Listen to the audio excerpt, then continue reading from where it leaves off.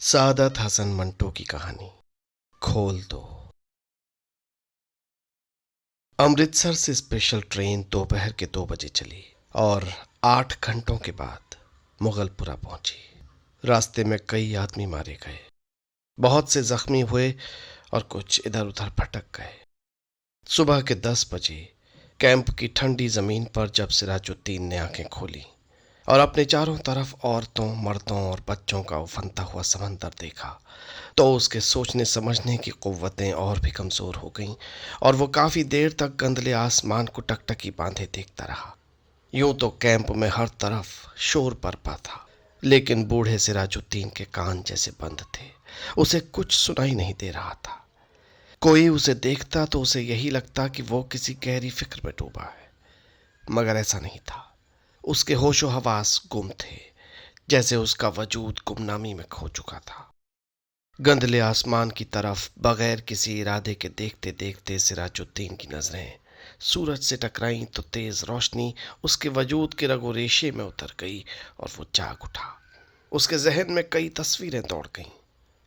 लूट, आग, भागम भाग, स्टेशन, गोलियां, रात और सकीना। सिराजुद्दीन फौरन उठ खड़ा हुआ और फिर उसने पागलों की तरफ अपने चारों तरफ फैले हुए इंसानों के समंदर में सकीना को ढूंढना शुरू किया। पूरे 3 घंटे तक वो सकीना सकीना पुकारता कैंप की खाक छानता रहा, मगर उसे अपनी जवान इकलौती बेटी का कुछ पता न चला। चारों तरफ उथल पुथल मची हुई थी। कोई अपना बच्चा ढूंढ रहा था, कोई माँ, कोई बीवी और कोई बेटी। सिराजुद्दीन थक हार कर एक तरफ बैठ गया और अपनी याददाश्त पर जोर देकर सोचने लगा कि सकीना उससे कब और कहां जुदा हुई। लेकिन सोचते हुए उसका ध्यान सकीना की मां की लाश पर जम जाता, जिसकी सारी अतड़ियां बाहर निकली हुई थीं। वो इससे आगे कुछ और सोच न सका। सकीना की मां मर चुकी थी। उसने सिराजुद्दीन की आंखों के सामने दम तोड़ा था। लेकिन सकीना कहाँ है, जिसके बारे में उसकी मां ने मरते हुए कहा था, मुझे छोड़ो, फौरन सकीना को लेकर यहां से भाग जाओ। सकीना उसके साथ ही थी और वो दोनों नंगे पांव भाग रहे थे। सकीना का दुपट्टा गिर पड़ा था। दुपट्टा उठाने के लिए उसने रुकना चाहा था और सकीना ने चिल्लाकर कहा था, अब्बा जी छोड़िए। लेकिन उसने दुपट्टा उठा लिया था। ये ध्यान आते ही उसने अपनी कोट में उभरी हुई जेब की तरफ देखा और जेब में हाथ डालकर दुपट्टा निकाला। सकीना का वही दुपट्टा। लेकिन सकीना कहाँ है? सिराजुद्दीन ने अपने थके हुए जहन पर बहुत जोर डाला, मगर वो किसी नतीजे पर न पहुंच सका। क्या वो सकीना को अपने साथ स्टेशन तक ले आया था? क्या वो उसके साथ गाड़ी में सवार हुई थी? क्या रास्ते में गाड़ी के रुकने पर और बलवाइयों के गाड़ी में घुसाने पर वो बेहोश हो गया था, जो वो सकीना को उठाकर ले गए? सिराजुद्दीन के जहन में सवाल ही सवाल थे, जवाब कोई नहीं था। सिराजुद्दीन को हमदर्दी की जरूरत थी। उसने रोना चाहा, मगर उसकी आंखों ने उसकी मदद न की। आंसू न जाने कहाँ गायब हो गए थे। 6 रोज बाद सिराजुद्दीन सदमे से बाहर आया और जब उसके होशो हवास कुछ ठिकाने पर आए तो वो उन लोगों से मिला जो उसकी मदद करने को तैयार थे। वो 8 नौजवान थे। उनके पास लॉरी थी, बंदूकें थी। उसने उनको लाख लाख दुआएं दी और सकीना का हुलिया बताया। गोरा रंग है उसका और वो बहुत ही खूबसूरत है। उम्र 17 बरस के करीब है। आंखें बड़ी बड़ी, बाल स्याह, दाहिने गाल पर मोटा सा तिल। मेरी इकलौती लड़की है, ढूंढ लाओ उसे, खुदा तुम्हारा भला करेगा। रजाकार नौजवानों ने, यानी स्वेच्छासेवक नौजवानों ने बड़े जज्बे के साथ बूढ़े सिराजुद्दीन को यकीन दिलाया कि अगर उसकी बेटी जिंदा है तो चंद ही रोज में वो उसके पास होगी। 8 नौजवानों ने कोशिश की। जान हथेली पर रखकर वो अमृतसर गए। कई औरतों, कई मर्दों, कई बच्चों को निकाल निकाल कर उनके महफूज मुकामों पर पहुंचाया। लेकिन 10 रोज गुजर जाने पर भी उन्हें सकीना कहीं नहीं मिली।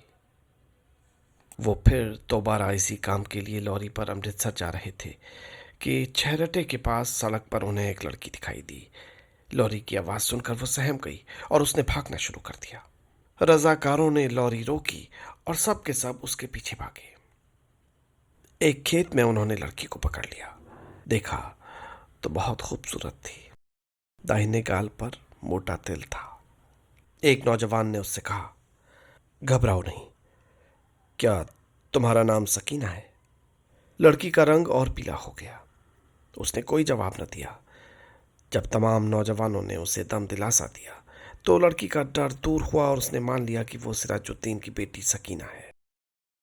आठों रजाकार नौजवानों ने हर तरह से सकीना की दिलजोई की। उसे खाना खिलाया, दूध पिलाया, लॉरी में बिठाया। एक ने अपना कोट उतार कर उसे दिया, क्योंकि दुपट्टा न होने की वजह से वो बहुत उलझन महसूस कर रही थी और बार बार बाहों से अपने सीने को ढांकने की नाकाम कोशिश करने में मसरूफ थी। कई दिन गुजर गए। सिराजुद्दीन को सकीना की कोई खबर न मिली। वो दिन भर विभिन्न कैंपों और दफ्तरों के चक्कर काटता रहता, लेकिन कहीं से भी उसे सकीना का पता न चलता। रात को वो देर तक उन रजाकार नौजवानों की कामयाबी के लिए दुआएं मांगता रहता, जिन्होंने उसे यकीन दिलाया था कि अगर उसकी बेटी जिंदा है तो चंद ही दिनों में वो उसके पास होगी। एक दिन सिराजुद्दीन ने कैंप में उन रजाकार नौजवानों को देखा। वो लॉरी में बैठे हुए थे। सिराजुद्दीन भागा भागा उनके पास गया।